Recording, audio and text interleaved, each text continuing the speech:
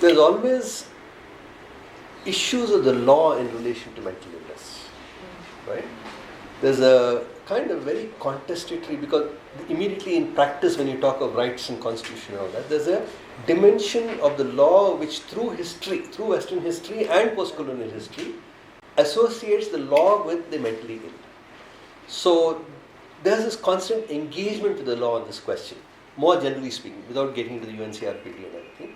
But in that engagement, what is the target and what are the issues which arise with the law, with the mental health bill currently, and what glimpses can you give of that history of that law in this smallish discussion? Yeah, it's really my pet topic actually, about the colonial impact on mental health law specifically. So, I can keep talking about this. So, if you do want to make it more specific, I don't want to kind of ramble on. Talk about the mental health. About the mental health bill now, and what it carries over from earlier, and what it avoids, and where it fails, and therefore what are the principles involved in that broadly? Yeah, right. So we'll start with this basic thing, like family member having a mental health issue, right? So under any other healthcare system, it would be a healthcare problem. So we can complain ki healthcare, this hospital is not okay, that hospital will go, this medicine is not shooting me, let's try another medicine. But in mental health, it's not like that. The time a person gets a diagnosis from a certified or registered psychiatrist, that person already becomes a medico-legal subject, which is huge. I mean, when somebody tells me that, okay, you have schizophrenia, it is not so simple as, okay, now I'll go for my treatment and then maybe I'll get better and then, things will be okay and I'll normalize and carry on with my life. No, it is actually a disruption, a medico-legal disruption of life. Why? Because we have over 200 laws outside also of the mental health law, which tells me in how many areas I will be disempowered legally, in how many areas I will lose my rights legally. This does not happen if I was a diabetic or having some cardiac issues, right? So this is, I think, really the most normative frame applying on any constituency whatsoever in India today.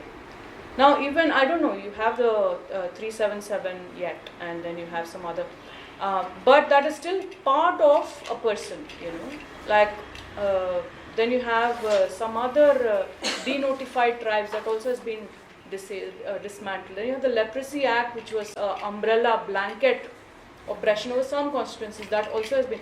So this is the one remaining bit of very, very powerful system of laws, not just one law but a system of laws which apply on a person once they get diagnosed with a mental disorder. So as you enter the treatment domain, you're also entering an even larger cave of the medico-legal domain, and this for me is good place to begin, because the disempowerment we are talking about is not negation of one part of a person's experiences or subjectivity, it is negation of that person's personhood completely. There is no domain, once you've crossed over all these laws and provisions in different laws, there is no aspect of yourself that you can retrieve and reclaim as, okay, this part of me is safe from legal intervention. There is none. So this is damning, right? And so this is what we are against. And there are many variations and many manipulations over the years, and it comes across very strongly, for example, in the case of divorce. It comes up very strongly in the case of property rights, in the case of voting representation. And for us in the movement, it's the biggest barrier for us to form an association. We cannot form an association if diagnosed. This is huge. Yeah. So we cannot have a political movement. You stop being a citizen, basically. Yeah, you cannot vote. Yeah, there is no, you stop being a citizen, so you cannot form like Anveshi. You cannot form an association of, Anveshi as a association of women. That's not true, but I'm saying in general, like or a Dalit organization, an association of Dalits. You can't have an association of people who have been diagnosed with a mental illness. This is outside of the scope of law. So this is something that it takes a while to even kind of consume this thought and digest it, and to see, okay, what happens to all the people who are so diagnosed, and then the story is something else. It's a medico-legal story, not just a story of distress, right? And so the present law we have is we are straddling now two laws, and they are running into each other in a combative way. So it will be interesting to see in future what will be the outcomes of having these two laws. So the law that we have in the system, and we've had it for 200 years, is presently called the Mental Health Care Bill Act. It's not yet, I don't know if it's bill or act, because Lok Sabha still has got to pass it. It's been passed by the Rajya Sabha. And so there is that law, and then there is the Rights of Persons with Disabilities law, which is now passed by both houses, and therefore it is law. So looking at the mental health care bill, that comes from a legacy. It's a colonial legacy, it comes from 1858 onwards. We have had these laws, and we've had them for 5 different sets of people. Who were they? They were the vagrants and the paupers. They were the idiots and the insane, right? The idiots were largely people with mental disabilities. And the insane. Then there were the lepers, cured lepers, or the leprosy cured, or people with leprosy. Then you had of course, people accused of a crime, so the prisoners. And then there were the tribes, the criminal tribes, so to speak. So there were laws for these people, and for many of these groups, it was also a place, and they created institutions matching these groups. So, for example, you had for vagrancy law, you had the beggars' homes, which continue to exist today, even post-independence. They continued with that law, so it continues to exist today. So you have the vagrancy homes. Of course, there are the lepers' homes, lepers' institutions, which, even though they are open homes now, they still continue with the institution mentality. They still are segregated, they still are not in the mainstream, and so on. Then there are the prisoners, of course, there is the prison. So like this, there were many institutions set up. For example, in Pune, the prison, thanks a lot.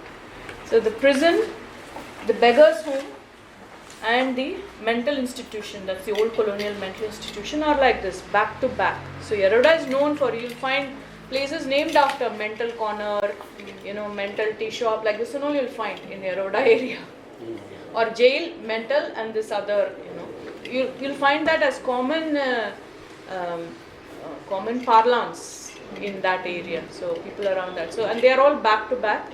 So these laws also had interlinkages. So we talk about trans-institutionalization. Like if there is no space in the prison, that person can be put in the mental institution. If there is no space in the mental institution, that person can be put in the beggar's home. Like this, there were this basket of penal laws, right? They were set of penal laws. So the language changed from lunacy, idiocy to mental illness. And these days in the Mental Health Care Act, it is said that they are supposed to be people with psychosocial mental disabilities or whatever, psychiatric disabilities. The language has changed, but the core of penalizing people has not changed. So within each of these variations, in a Lunatic Asylums Act, Lunacy Act of 1912, then you have the Mental Health Act of 1987. From 60 to 87, load of psychiatrists got into the fray of legal reform, and they came out with a law in 1960, which eventually saw the light of day in 1987. So it's the Mental Health Act. Now in 2016, you have the Mental Health Care Act. So that's what you have. It's still not law, but that's what we have today. But it carries this penal component. And interestingly, the disability law, it provides all kinds of very, very positive, forward-looking, progressive rights for people with disabilities. But when it comes to institutions, this particular law, which is passed also, is saying that for this you look at Mental Health Act. So that's what it is saying. So we don't know what will be the future, and we of course suspect that it will result in more institutions if we don't have them already. We have over 1,000 institutions in India today. When Bapu Trust started our advocacy, there were only some 40, 50 of them. No, Now we have 1,000. 1,000 at least, yeah. If you count all the states and at least 50 to a state, it's like many thousands perhaps. That's the rate at which mental institutions are growing, and it's all private. It's all trade in lunacy because these are run by private houses. So, and we don't know, they're not open to access audits, or they're not open to any kind of social audits. You're not allowed inside these places, so we don't know what's going on over there. Yeah, so the point to emphasize also is that supposing I am diagnosed with mental illness and I have a history of taking prescriptions and medication under the care of a certain doctor.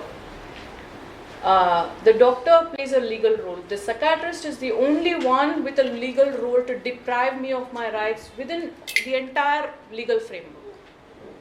No, if I was a diabetic, I want to have a child, my GP or my diabetologist is not going to tell me, no, you can't have it, and I'll go to court if you have a child.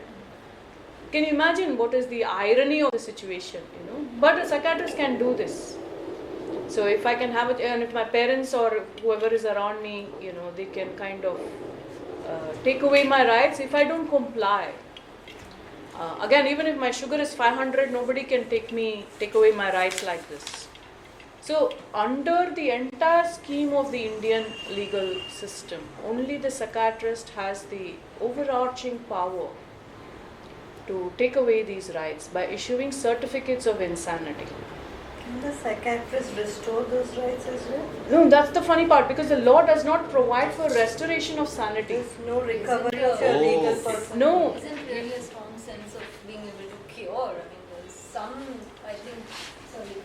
assumption also about mental illness as being chronic, which I think somewhere also is tied with this legal incapacity, right? Yeah, and that's where the medical part and the legal part it's kind of a dance together, in order to just wipe out people's It's a total break, civil it's rights. not a disruption. It's a total break, and many people, if you see the case study of Susie Titus, which is all over the Gilmel Breckenridge, there are many of us today who are, talking about this kind of atrocity and torture, being placed on some people. She fought 8 years.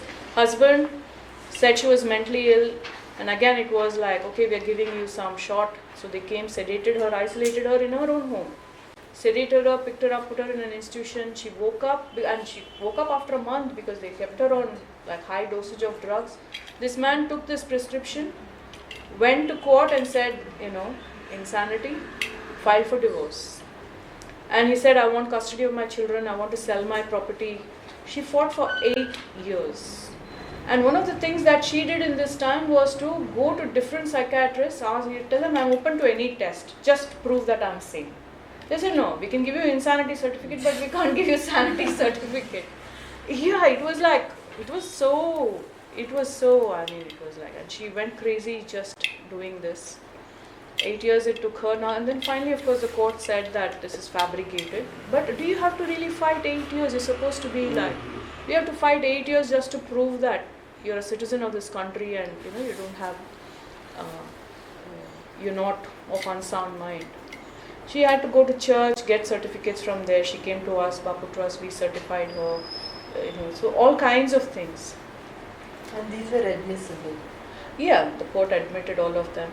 But the point is that, you will not go through this if you had diabetes or blood pressure or even serious cardiac arrest or cancer.